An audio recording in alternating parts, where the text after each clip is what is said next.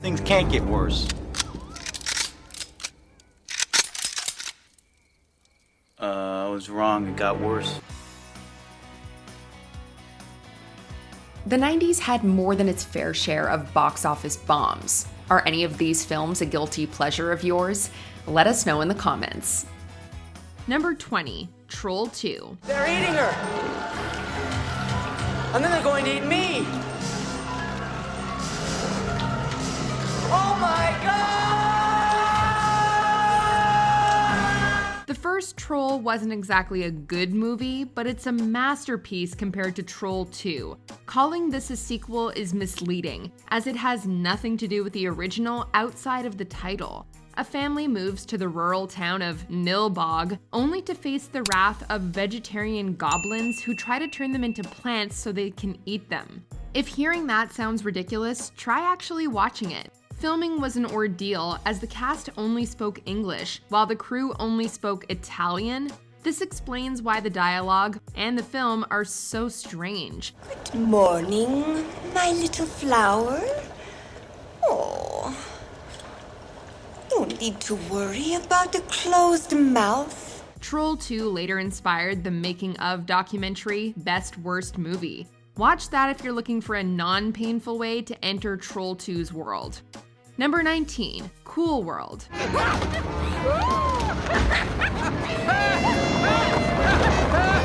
If Who Framed Roger Rabbit is the pinnacle of live-action animated films, Cool World is the nadir. Gabriel Byrne plays Jack Deebs, a cartoonist who enters the titular animated world, which also includes Brad Pitt's detective and World War II vet Frank Harris, and Kim Basinger as animated seductress Holly Wood. Nothing special. You're just a regular true believer in law and order, huh? Come on, let's go.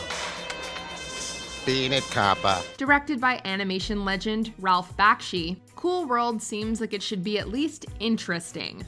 Unfortunately, both the script and the direction are unfocused, and it's hard to tell who the intended audience is. Truth is, she's been after me and every other Noid who's come through here. It's just that no one's been insane enough to get involved with her. You keep your pencil in your pocket. You know what I mean?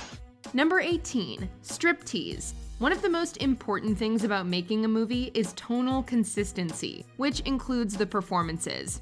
In Striptease, Demi Moore plays an exotic dancer and former FBI agent fighting for custody of her daughter, played by Moore's real-life daughter, Rumor Willis. Well, on Fridays I stay with Aunt Rita. That's a real wholesome environment. She has real wolves. I don't want you touching those animals. They're not like dogs. The trouble is, while Moore gives a very earnest and serious performance, the rest of the cast is completely over the top. As a result, Striptease ends up being a movie you're not sure you're supposed to laugh at or with. Despite netting Moore a then record $12.5 million payday and making more than $100 million at the global box office, Striptease is mostly remembered as a complete failure, especially with the 6 Razzies it won. What are you, nuts? Yeah, psycho. Delusions of invincibility combined with a strong homicidal urge. I have a kick your ass fetish. Number 17, Double Dragon. Video game movies are usually dreadful, but Double Dragon is bad even based on those low standards. What a head case. Let's get out of here. Mark Dacascos and Scott Wolf play teen brothers trying to keep their half of a Chinese talisman from Robert Patrick's villainous Koga Shuko, who wants it for his nefarious purposes. The special effects aren't bad for the time, and the production design for a then-futuristic 2007 Los Angeles is certainly eye-popping. But the acting could be better, and the film is so hyperactive, it's exhausting to watch even 5 minutes of. We can't even call it a guilty pleasure. So burning down the theater was a bad idea.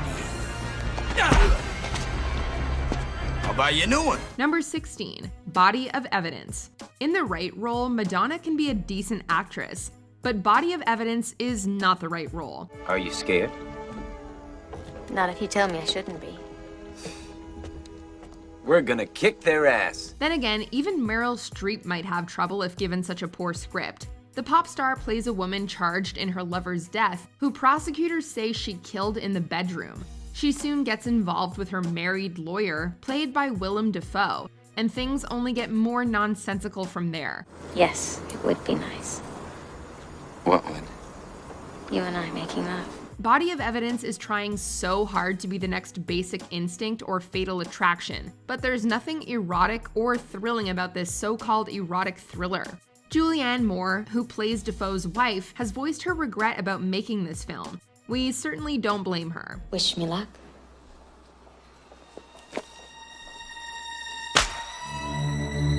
Number 15, The Neverending Story 3: Escape from Fantasia.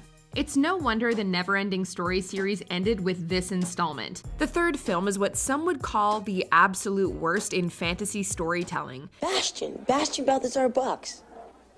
Bastion? What in the world happened to you? It's sort of hard to explain. Bastion Balthazar Bucks, now played by Jason James Richter, goes to high school and is threatened by a gang known as the Nasties, led by Jack Black's Slip, who gets their hands on the titular book. None of the whimsy and wonder of the first film is remotely present, replaced by ugly effects and general unpleasantness. Hang on, Barky, hang on. Hang on? Hang on to what? There's no handles, no seatbelts, no in-flight catering, and I'm getting a stiff neck from the draft. I told you we should have won! It's hard to imagine even the youngest of viewers being entertained by this. Bastion blocks Slip's attack and counters with a karate chop, and then kicks him away. While it's not actually never-ending, it sometimes feels like it. Number 14, Godzilla.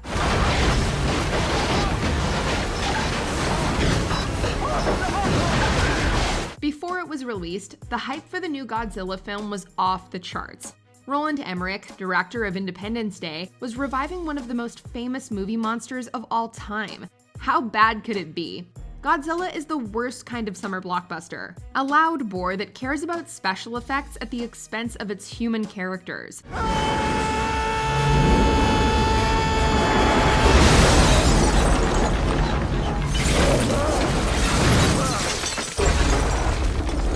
Many fans and former Godzilla actors hated the new monster's design, earning it nicknames like Gino or Godzilla in name only. Though it seemed destined to kick off a new franchise, the poor reviews and underwhelming box office returns put an end to those plans.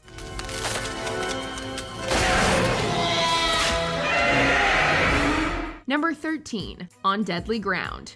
Steven Seagal has a rep for not being a particularly good actor, and apparently he's about the same when it comes to directing. On Deadly Ground finds the former action star both in front of and behind the camera, with disastrous results. Anybody else want to play with Cupcake? Bring him on. The plot involves Seagal's environmental agent fighting against an evil oil corporation, led by Michael Caine's ruthless CEO.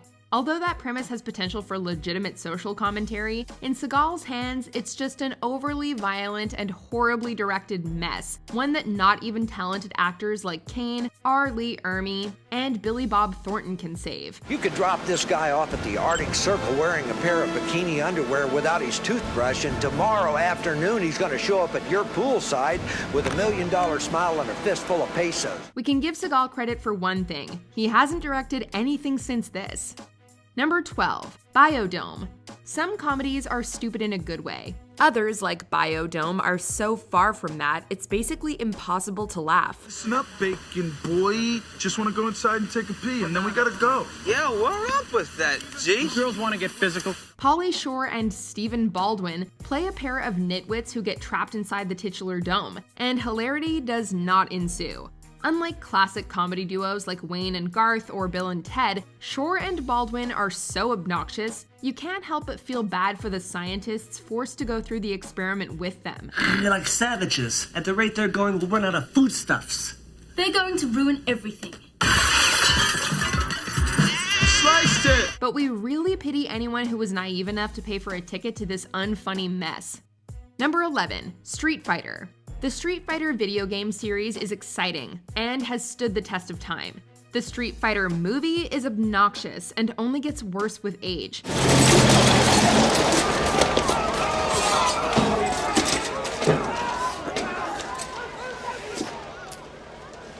You're all under arrest. Jean-Claude Van Damme plays Colonel William F. Guile, who faces off against Raul Julia's evil General M. Bison, who plots to take over the world. The poor acting and wooden dialogue make the viewing experience less than enjoyable. Though Julia is quite fun in his final film performance, Street Fighter once again makes the case that some things are just better off as video games. The day Bison graced your village was the most important day of your life. But for me, it was Tuesday. Number 10, The Avengers. Nothing is impossible, only mathematically improbable. No, you will not find Tony Stark here. A remake of the classic 60s British spy show, this major budget production lost its way the moment the camera started rolling. Always an enemy, Steed. You just have to know where to look. For 89 minutes, we watch as three amazing actors bore their way through what seems to be an incoherent MTV fever dream or a rejected Miley Cyrus music video, with giant teddy bears and all. We owe so much to both of you.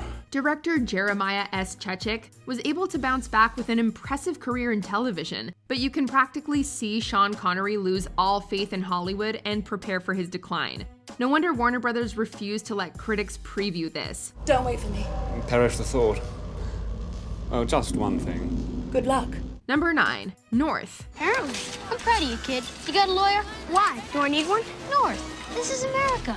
Everyone needs a lawyer. Worst movie lists are usually riddled with remakes and sequels, but North, in all honesty, almost looked like heartfelt Forrest Gump-style Oscar bait. It's a little something to remember your old buddy Gabby by. Hope it brings you good luck. Since it was directed by the brilliant Rob Reiner and featured an incredible ensemble cast, the world was shocked when they finally laid eyes on this snooze fest. No wonder we stopped for lunch 49 times. Elijah Wood stars as North, a child genius who goes searching for more suitable parents than the ones he has as he travels around the world. You dealt the hand, you're stuck with it. It's not like baseball, where if you don't like the deal you have with one team, you can become a free agent and try to get a better deal with another team. Even with a $40 million budget, it was impossible to sit through such boring, forced humor, with each scene seemingly rushed and incomplete. Where the hell are my parents? North.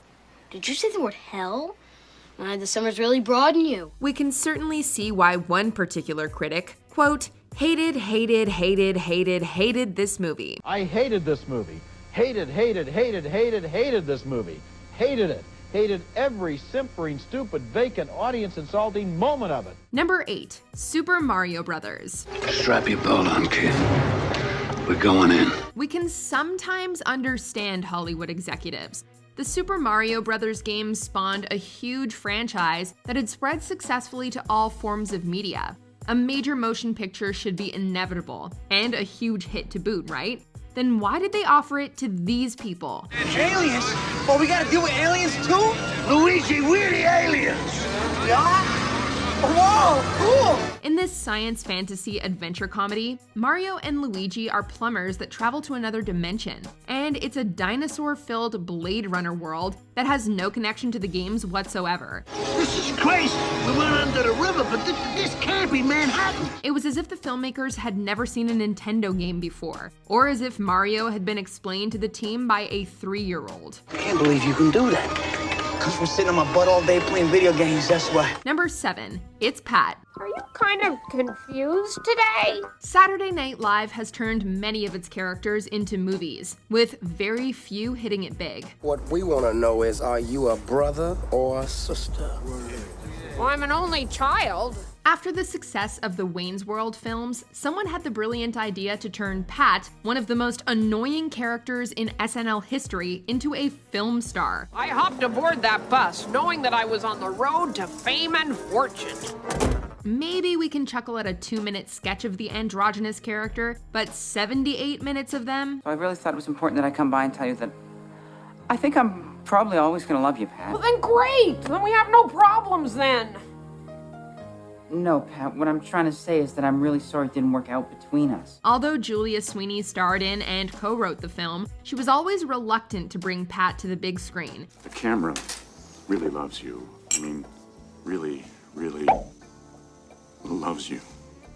Well, it's true, I've always been exceptionally photogenic. The film was such a box office disaster that it was pulled after its opening weekend, thankfully. Quentin Tarantino is probably glad his screenwriting contribution went uncredited as well. That's right, I say that's life. Move on, accept. Number 6, Speed 2 Cruise Control. Abandoned ship for this? Take one of the biggest blockbuster action successes of the mid-90s. Remove the two best things about it, those being the bus and Keanu Reeves, of course. And what do you get? What the hell is going on? I don't know, sir. You get audiences wishing that the bus had killed everyone in the first film. Oh, and let's throw a boat into the mix because why not? Nothing says thrilling like a slow-moving cruise ship. So who's ready to partay on the big boat besides me? Although Willem Dafoe was cheesy perfection as the villain,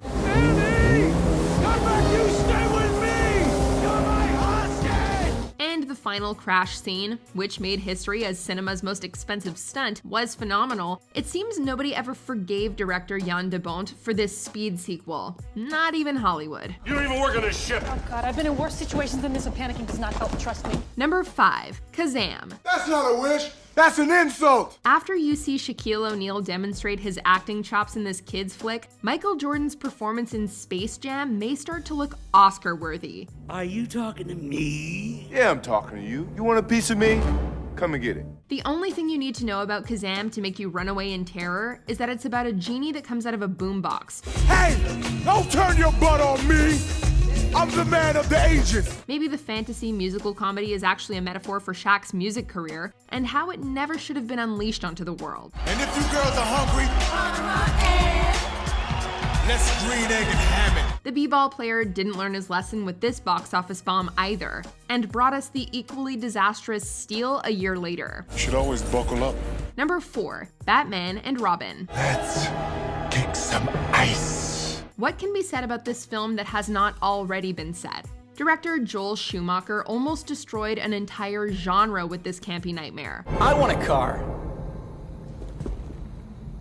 Chicks dig the car.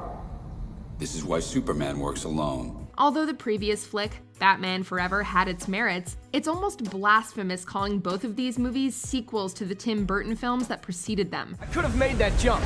And you could have splattered your brains all over the side of the building. It was as if the production team only watched the old 60s Batman show and started filming. Allow me to break the ice. My name is Freeze. Learn it well, for it's the chilling sound of your doom. With George Clooney as arguably the most miscast Batman in history, and everyone else hamming it up while trying to figure out if Schumacher was playing a joke on them, very few people found any humor in this slap in the face known as Batman and Robin. No sign of the snowman. Maybe he melted. No, he's just hibernating. Number 3, Baby Geniuses. I think we've got company. It's shocking how a few toddlers can generate such hatred from audiences. Oh, really? With one single positive review on Rotten Tomatoes, Baby Geniuses is one of those comedic messes that completely embarrasses its major stars. You are entrusted with that knowledge and the responsibility that goes with it. And you have failed that responsibility. It features Christopher Lloyd and Kathleen Turner as scientists who experiment on babies because they think that their babbling is a form of genius baby language we cannot decipher. After checking several hundred languages, we found out they are writing the ancient and forgotten language of cuneiform. Not only do these babies speak their own language, they understand all others. Its modest box office return incomprehensibly inspired a sequel and a virtually unseen TV series. It also inspired us to shield our eyes for good. Bobbin's World will be the McDonald's of daycare. Great. We'll be known as McBaby. Number 2, Highlander II, The Quickening. Enough of this useless banter. I shall be on my way and leave you to converse with your scum. This one is so notoriously hated by Highlander fans that the filmmakers have tried to recut it over the years multiple times. Call that a major apology. Ashes to ashes. Dust to dust. If you don't take it out and use it, it's going to rust. The film is riddled with so many continuity errors, no logical connection to the previous film, and countless awkward comedic moments featuring Sean Connery that we forget we're supposed to be watching a sci-fi action flick about immortals chasing each other through time. There is nothing like a challenge to bring out the best in man. It's like seeing Gandalf stopping to get a makeover. The director himself walked out after the first 15 minutes of the premiere, and they expected us to watch it? You created that monstrosity? Why? Number 1. Mortal Kombat Annihilation. Brother. You're alive. Too bad you will die. Not that the original film was a classic or anything, but it was at least guilty pleasure fun. Flawless victory. There's so much B-movie straight-to-video-ness in the sequel that people were confused when they went to the movie theater. Mr. Ed is mine. I'll take my mother. Leftovers are fine with me. Denounced by Mortal Kombat co-creator Ed Boon, the video game adaptation was one of the worst reviewed films of all time. The fate of the universe will be decided as it should be. In Mortal Kombat. Starring another Caucasian portraying Lord Raiden, and other instances of whitewashing, Annihilation's terrible acting, script, effects, and completely boring fight sequences make us wish they would just finish us already. At least the planned sequel was cancelled. And we got the 2021 reboot, which made up for things in a lot of fans' eyes. Did you enjoy this video? Check out these other clips from WatchMojo and be sure to subscribe and ring the bell to be notified about our latest videos.